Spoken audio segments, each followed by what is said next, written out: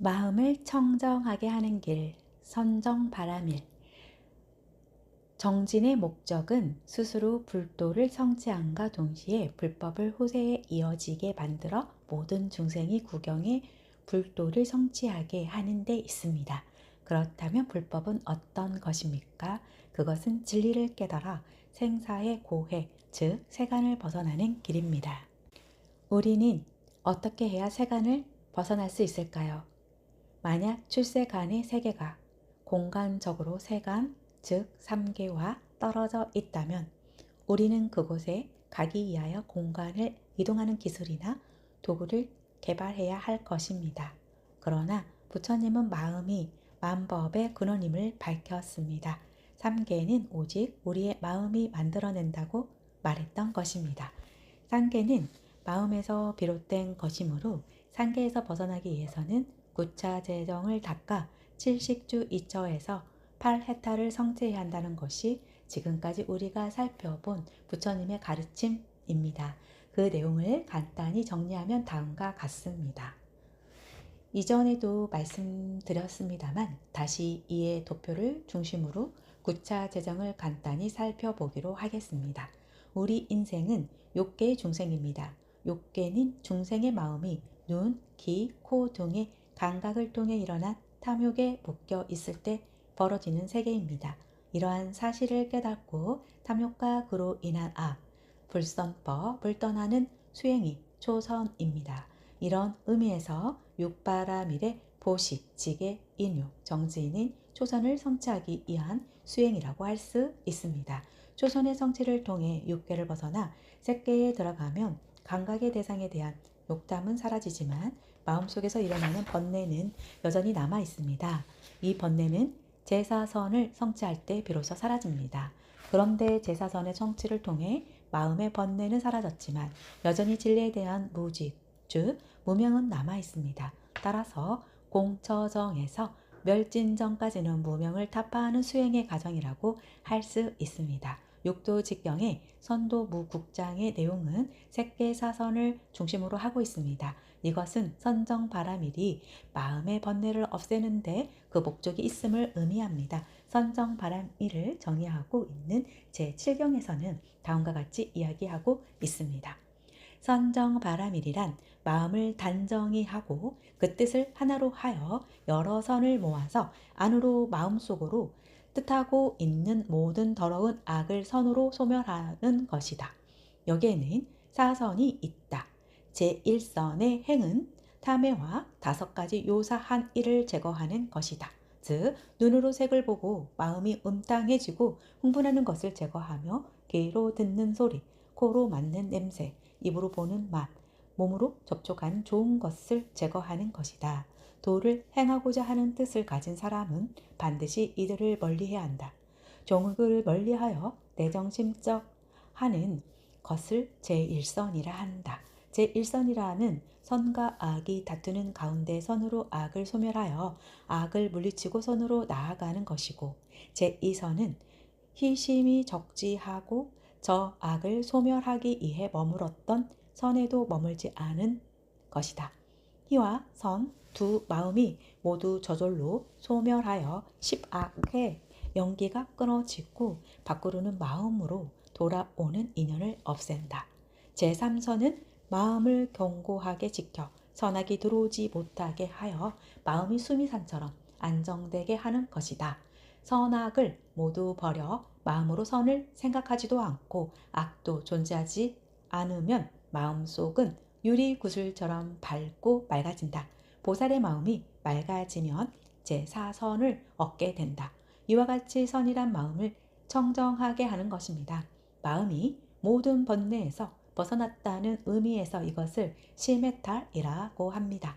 그러나 마음이 청정하다고 해서 세간을 벗어난 것은 아닙니다. 단지 욕계를 벗어났을 뿐입니다. 이렇게 욕계를 벗어나 4가지 선을 성취한 세계를 색계라고 합니다. 색계는 공간 속에서 색신을 중심으로 자아관념을 형성하고 있는 상태를 말합니다. 색계와 욕계의 차이는 색계에서는 마음의 오간을 통해 지각한 외부의 사물에 대한 욕탐이 없다는 점입니다. 그러나 외부의 사물에 대해 탐해하지 않고 내면의 마음이 청정하지만 여전히 아집은 남아 있습니다. 즉 색신을 나라고 생각하는 것입니다. 아한경의 구차 제정에서는 이러한 아상이 사색정에서 공처상, 식처상, 무소유처상, 비유상비 무상처상으로 변화하다가 멸진정에서 아상이 멸진하는 것으로 되어 있습니다. 이렇게 마음에서 허망한 아상이 멸진하는 것을 해해탈이라고 합니다. 따라서 번뇌가 사라지는 것이 심해탈이고 무명이 사라지는 것이 해해탈이며 심해탈을 위해서 색계 네 가지 선을 닫고 해해탈을 위해서 무색계 사선을 닫는다고 할 수 있습니다. 그리고 심해탈과 해해탈이 모두 갖춰져 있는 것을 구해탈이라고 말을 하는데 멸진정은 구해탈이 성취된 경지입니다. 아한경의 구차 제정에서와 마찬가지로 육도직경의 선도무극장에서도 사선은 심해탈을 얻는 수행이며 나아가 해해탈의 바탕이 됩니다. 번뇌가 가득한 마음에는 지혜가 생길 수 없다는 것입니다. 따라서 선정바라밀은 반야바라밀의 토대가 된다고 할 수 있습니다. 제74경에서는 이것을 다음과 같이 이야기하고 있습니다.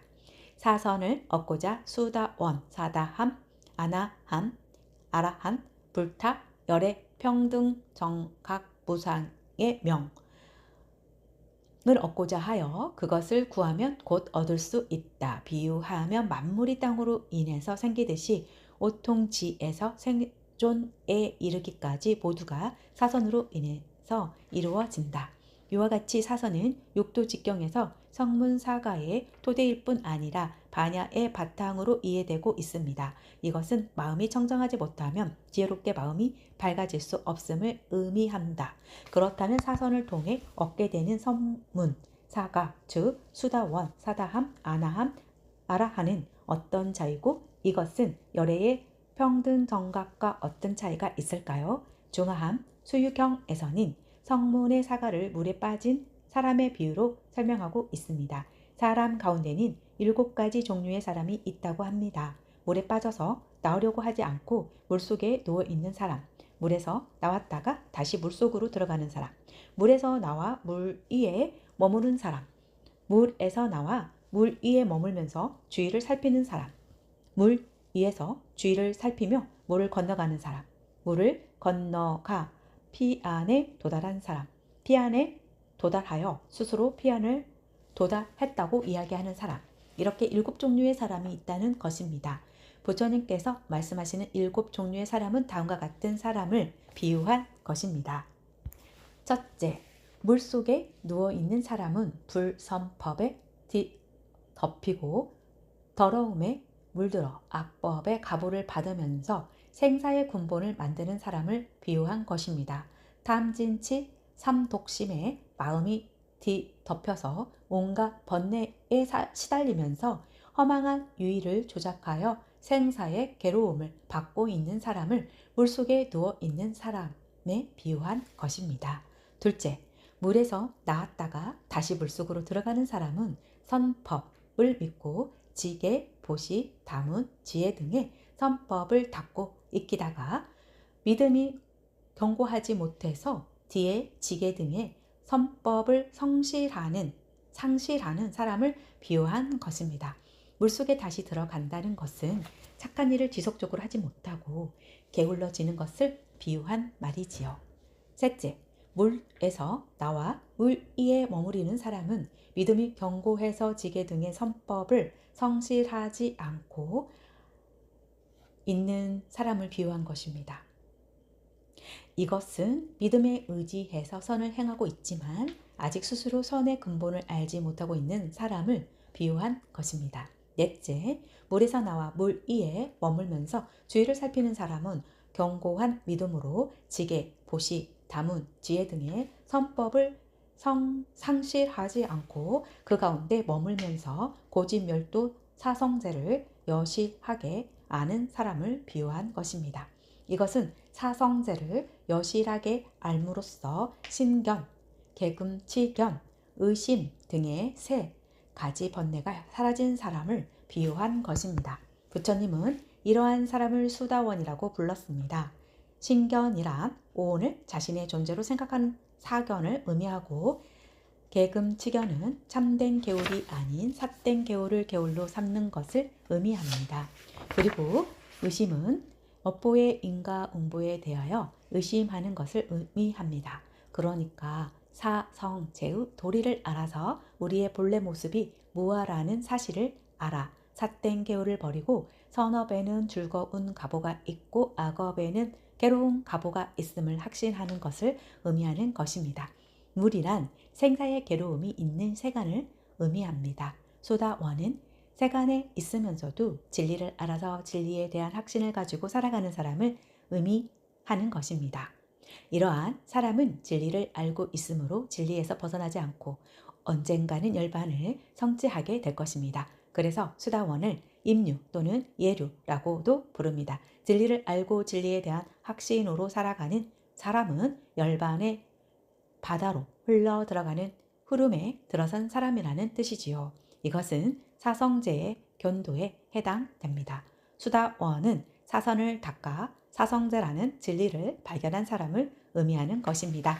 다섯째, 물 위에서 주위를 살피면서 물을 건너가는 사람은 선법을 상실하지 않고 선법으로 살아가면서 사성제를 여실하게 알아 탐진치가 줄어든 사람을 의미합니다. 부처님은 이러한 사람을 사다함이라고 불렀습니다. 그러니까 무아의 진리를 알아 무아를 실천함으로써 탐진치 삼독심이 많이 제거된 사람을 사다함이라고 하신 것입니다. 사다함은 일례라고도 부르는데 번뇌가 남아 있어서 천상에 갔다가 다시 인간에 돌아와 열반을 성취한다고 해서 그렇게 부릅니다. 그러니까 자기 존재에 대한 집착이 완전히 사라지지 않아서 한 차례 더 자기 존재에 대한 반성이 요구되는 단계를 사다함이라고 할 수 있습니다. 따라서 사다함은 사성제의 수도 외의 단계에 있는 사람을 의미한다고 할 수 있습니다. 여섯째, 물을 건너가 피안에 도달한 사람은 사성제를 여실하게 알고 탐진치를 멸한 사람을 비유한 것입니다. 부처님은 이러한 사람을 아나함이라고 불렀습니다. 아나함은 불한이라고도 부릅니다. 아나함은 열반의 세계에 도달하여 돌아오지 않은 사람이라는 뜻입니다. 이 사람은 열반을 성취했으나 생사와 열반을 분별하고 있는 사람입니다. 그래서 비록 열반을 성취했으나 진리를 완전히 성취했다고는 할 수 없습니다. 일곱째, 피안에 도달하여 자신이 피안에 도달했다고 이야기하는 사람은 사성제를 여실하게 알아서 시메탈과 헤어탈을 성취하고 해탈지경을 얻은 사람을 비유한 것입니다. 부처님은 이러한 사람을 아라한이라고 불렀습니다. 아라한은 사성제를 수행하여 오분법신을 성취한 사람을 의미하는 것입니다. 이것은 사성제의 무학도에 해당됩니다. 아한경에서는 이러한 아라한을 수행의 최고의 결실로 이야기하고 있습니다.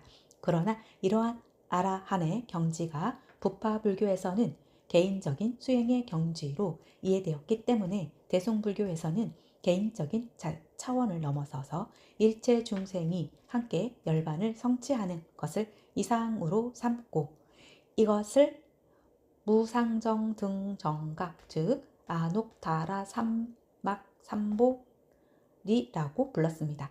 대승불교의 선정은 개인의 열반이 목적이 아니라 일체 중생의 성불이 목적이라는 것입니다. 따라서 선정 바라밀은 일체 중생을 제도하려는 원으로 선정을 수행하는 것이라고 할 수 있습니다.